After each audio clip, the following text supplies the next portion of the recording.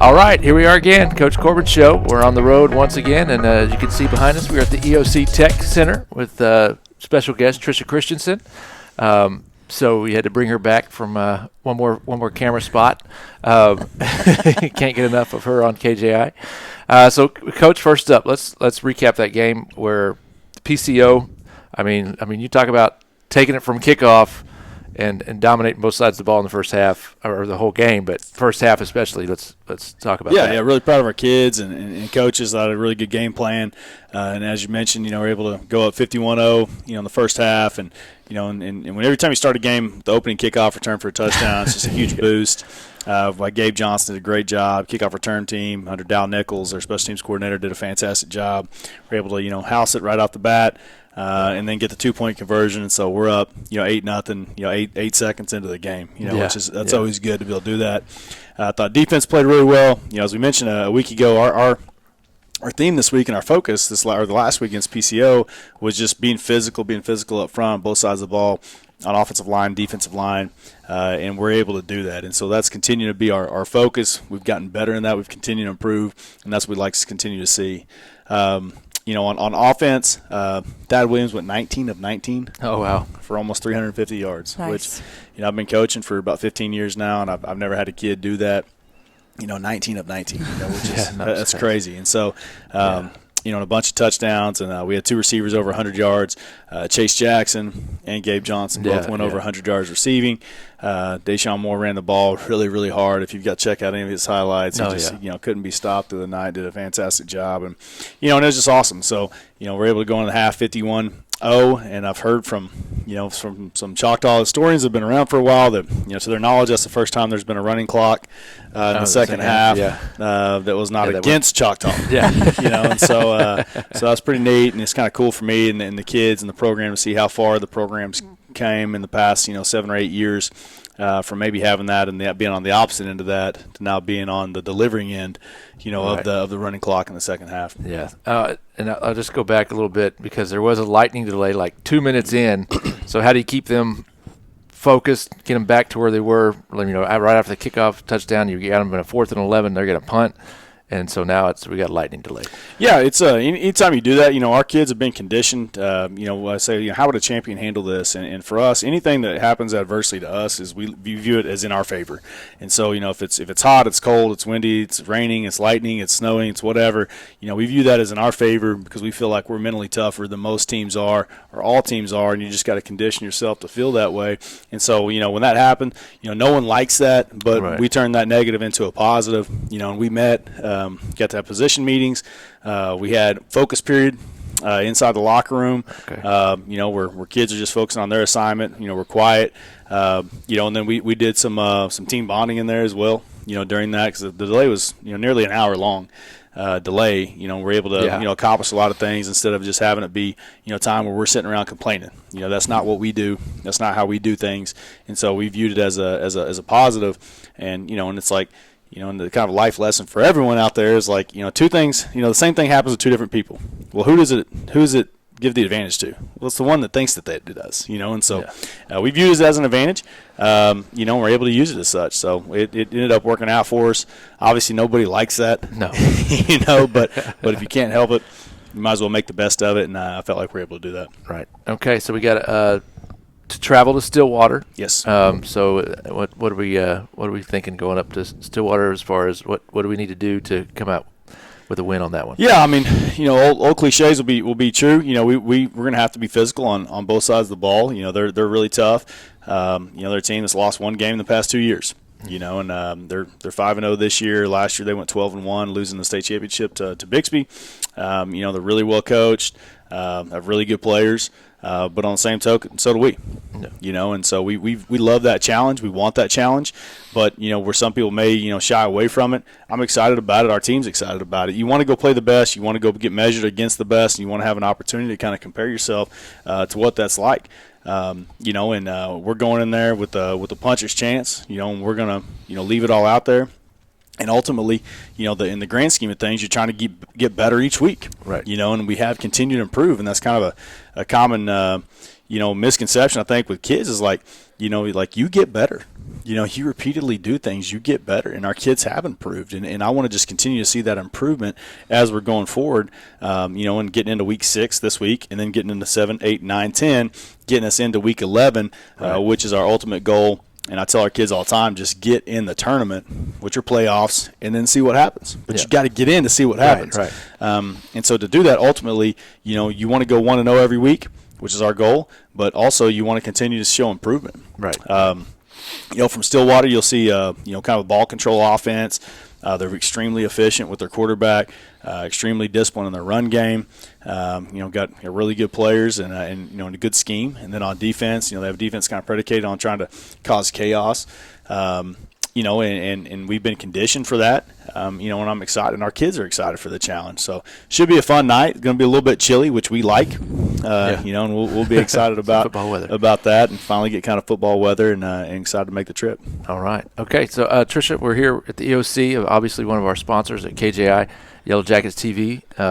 That's why you get to see the game online if you don't make the trip. So tell us a little bit about what's going on up here this year so far, and what we got coming up at the Tech Center.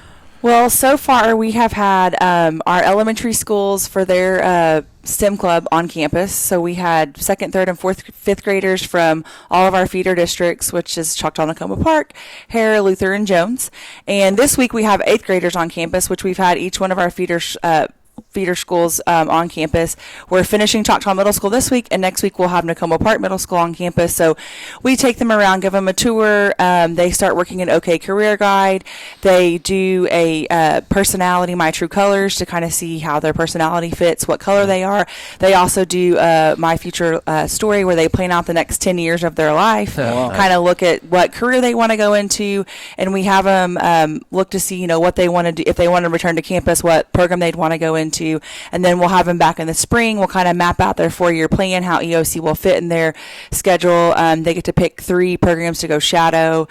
So it's been really busy having, elementary and middle schoolers on campus. Yeah. Thursday night we have our business and industry night, where each one of our programs has they meet with people in their business and industry, kind of figure out what's the new trends are, what we need to do to better prepare our students to go to work as soon as they finish. And so it's been a busy fall so far. Yeah. Wow. And I don't know if people know there's adult education here as well for people that want to come back and do some stuff. Once you graduate high school, you're considered an adult, so you can come back for your 13th year and you can finish, which is kind of, some they're like, I'm an adult, what? And I'm like, yes, you kind of have to be an adult. But they can come back their 13th year and they can either finish a program or maybe start a new program. And some of them are under the misconception that they can't do college and EOC, but they can do both. So they could do Ticket to Rose, and they can do the 13th year and get both of those. And some of our classes do have college credit. So they're doing college credit, which your daughters are doing that. Yes. So they're doing college credit while they're here on our campus. Yeah. And then even there's evening classes for yes, so we have adult time classes. We have anything from personal fitness to yoga to knitting, painting. They do some welding. They do some HVAC. So there's all different kinds of classes that adults can take in the evening after they get off work. Okay. Have you noticed you've been obviously in public education for the majority of your career? Yes. Have you noticed maybe a different niche of a kid like that maybe didn't do as well maybe in public education, but comes here and finds something, as you mentioned, took a personality test or whatever, it's like, hey, I'm really interested in this, and then maybe help them out? Have you seen benefits for that? Yes. There are students here who obviously are college bound, but there are also students who want to come here, they want to get a trade, they want to get a certification, and they want to go to work. And that's great. As long as they have a skill, then they can go to the workforce. And, there are students here we have in pre-engineering, and they're obviously wanting to go on to a 4-year. And then we have some of our welders, and they just want to weld. They want to go find a job, and they want to go to work. So I feel like there's something for everyone on our campus, no matter if it's what we call like a hard trade or, where they're more in a classroom where they would go work at a business, where, our hard trades like HVAC, they're going to be outside. Right. They're going to work when it's cold, when it's hot, same thing. They want to be outside, and they want to work. Wow. Okay. All right. So that's what's going on here at the Tech Center. Lots of opportunity. So especially people that are trying to find their way, that's probably one of the best ways to do it. You can go figure it out. You did there's a STEM program. Yes. And I was never invited into that as a kid. Well, we can talk about that later. I never got, no one ever asked me to be in that. I don't understand it. I'm still. Well, I wasn't in there either. We just knew that we needed to go work with kids. So. Yeah, I think they knew your path. Be an engineer and build things. We needed to go. No, so we're helping the future builders. That's what we're doing. Okay. All right. Okay. So we've had band and choir on, and a lot of music talk this week. So our question of the week is, so we'll throw it out there to you two and see what you come up with. So what band, any kind of band that's going on tour in history, or even just stationary band, that was Mr. Erie's pick. What band would you tour with or play for, and kind of what instrument or what position would you do? So for me it was Kiss. So we're going to put on don the makeup. I like the way they struggled as a band early on, and then they came up with a gimmick, and then boom, here they went. So that was kind of what drove me to them. But so what are we thinking? I went with the Beatles because everybody loves the Beatles, and I don't know if I would really probably play an instrument. I might want to be in the hospitality room so I can meet everybody who's backstage and who's coming to see the Beatles. Oh, nice. So nice. I want to be, kind of back there and behind the scenes. Yeah. Even though, I could be a backup dancer. I would probably kill it doing that, but I would probably just be in the background. Nice. Okay. Yeah, I'm gonna go two totally different directions. As you know, I'm not great at pop culture, and I'm not a big, I don't really go to concerts or anything like that. Never been real big on it. But first maybe the Highwaymen, which was like Johnny Cash, Willie Nelson. I'm sure that was probably some stories there that may be interesting. Yeah.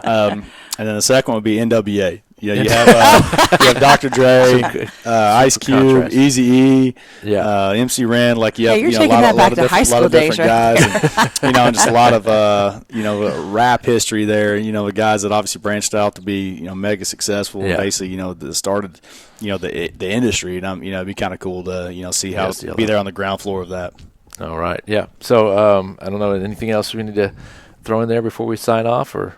No, you can always visit our website at eoctech.edu if you have questions, you want to see what classes that we offer. So it's a great place to be. Yep, and it's a short week next week. We go fall break. Wow. And we got a Thursday game at home. Yes, and then so we'll figure out where we're going. We'll be there, traveling road show. Again, it's on the road again. Yes, there you go. There's your Highwayman with Willie. That's it. So all right, we'll see you at the game, and we'll see you next week. See ya.